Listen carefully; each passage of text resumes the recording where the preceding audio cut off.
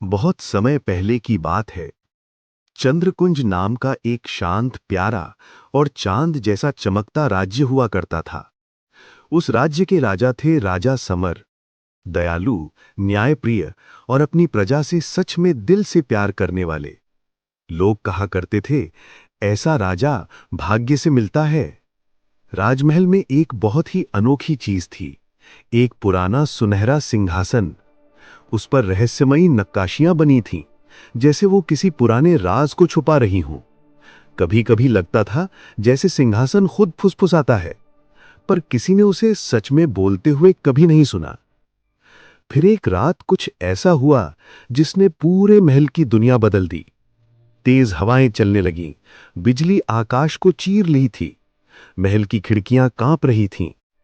तभी राजा समर को एक हल्की सी आवाज सुनाई दी। राजा समर, मेरी मेरी मदद करो। राजा चौंक उठे। कौन है? किसने कहा? उसी पल सिंहासन हल्की सुनहरी रोशनी से चमक उठा और पहली बार उसने अपनी मौन भाषा तोड़ी।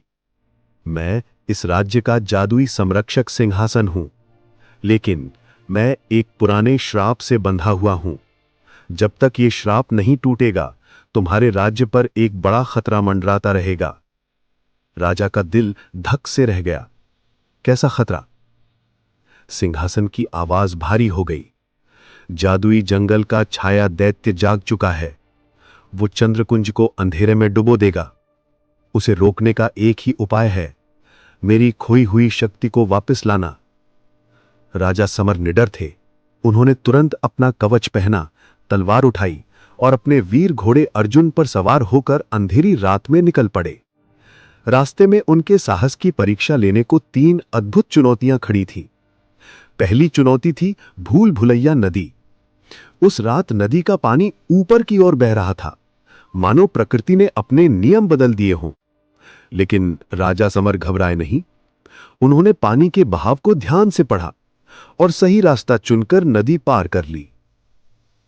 दूसरी चुनौती थी भ्रम का पर्वत, जहां हर चीज दो दो दिखाई दे रही थी। 2 रास्ते, 2 चट्टानें, 2 आसमान। असली कौन, नकली कौन? राजा समर ने अपनी तलवार जमीन में गाड़ी। उन्होंने देखा, जिस तलवार के आसपास की जमीन कांप नहीं रही थी, वही रास्ता असली था, और वे आगे बढ़ गए। तीसरी चुनौती थी मौन का द्वार, एक ऐसा दरवाजा जो आवाज होते ही बंद हो जाता था। राजा समर ने अपनी सांसें तक रोक लीं, बहुत धीरे से कुंडी उठाई और बिना एक भी आवाज किए दरवाजा खोल दिया। दरवाजे के पीछे खड़ा था छाया दैत्य। विशाल, काला, धुएं जैसा शरीर, लाल आग जैसी आंखें। दैत्य गरजा, तुम मुझे नहीं रोक पाओगे राजा। लेकिन राजा समर पीछे हटने वालों में से नहीं थे। उन्होंने कहा, मेरी प्रजा मेरी ताकत है, मैं तुम्हारे सामने कभी नहीं झुकूंगा। राजा ने तलवार ऊंची की और उसी पल सिंहासन की सुनहरी रोशनी आसमान से उतरकर उनके चारों ओर फैल गई।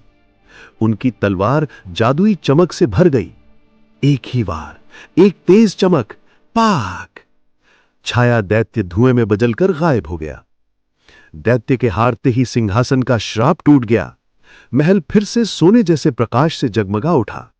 सिंहासन बोला, धन्यवाद राजा समर, अब मैं फिर से चंद्रकुंज की रक्षा कर पाऊंगा।